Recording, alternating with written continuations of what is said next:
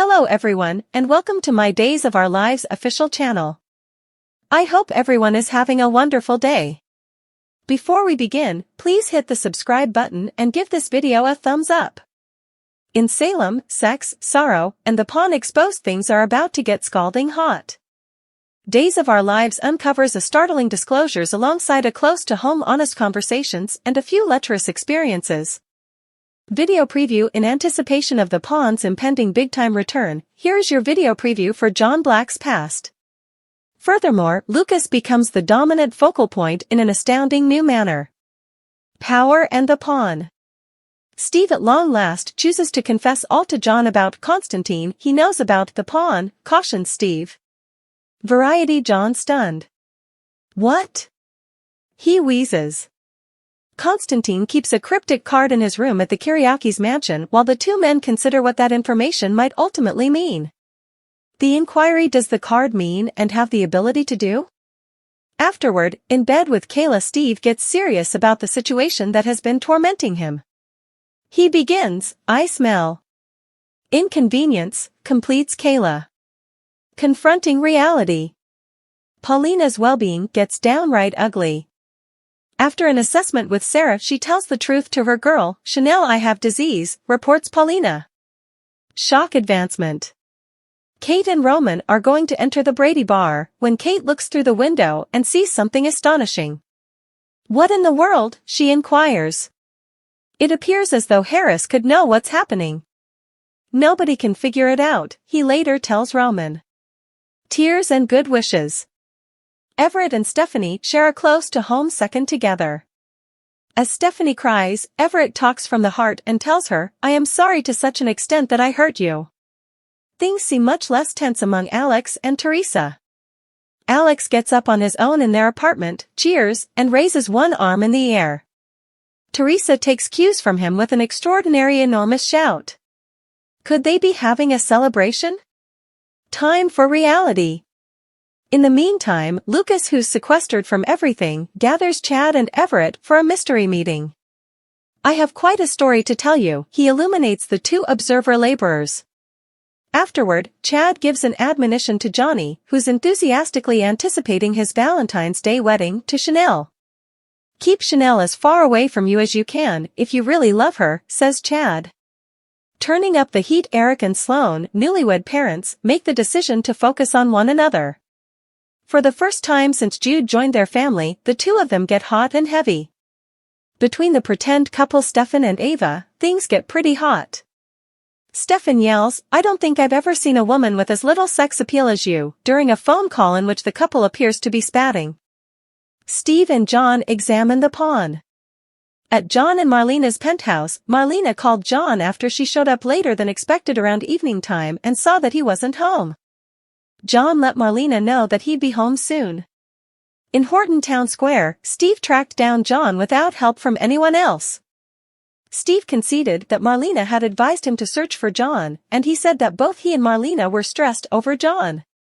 John was insistent that all of his memories of his time as an assassin had been erased as Steve and John spoke. Steve said he wished he could forget what he had done for Victor many years ago. "Particularly of late when I'm any place nearby one Constantine Meliunis," Steve added. When Steve said that Constantine sometimes reminded them of Victor, John agreed. Steve said that he was developing more persuaded that Constantine had some awareness of the pawn. He was puzzled as to how John could have reservations. "My God, accomplice, I haven't even heard anyone express those words for quite a long time here. How is it that he could try and be aware?"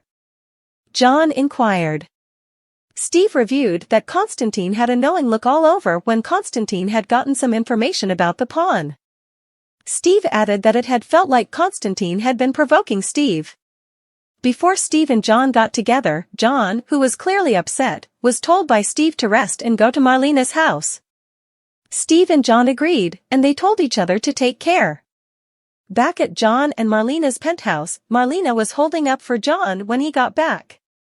John let Marlena know that he and Steve had a decent talk. John added that Marlena generally appeared to understand what he really wanted. Before going to bed, Marlena told John how much she loved him and they kissed. At Alex and Teresa's condo, Alex and Teresa played a round of Truth or Dare. Alex inquired about the greatest lie Thatsa had ever told. Teresa was cagey, and she figured out how to stay away from the inquiry. Alex tried Teresa to sing her #1 youth tune. She belted out "Row, row, row your boat" at full volume. They agreed to sleep separately following that. Everett stated that he could no longer be just friends with Stephanie in his Salem inn room. Everett added that he was unable to live without Stephanie and that he would give anything to get back what they'd had in Seattle years sooner. Stephanie was surprised, and she said that she didn't have the foggiest idea how to answer. Stephanie felt broke when Everett had vanished from her life, and she said that she not entirely settled to move past him. Everett inquired as to whether Stephanie's sentiments had changed, considering that she had discovered that he hadn't left intentionally. Everett said that they had been allowed a subsequent opportunity, and he begged Stephanie not to discard it.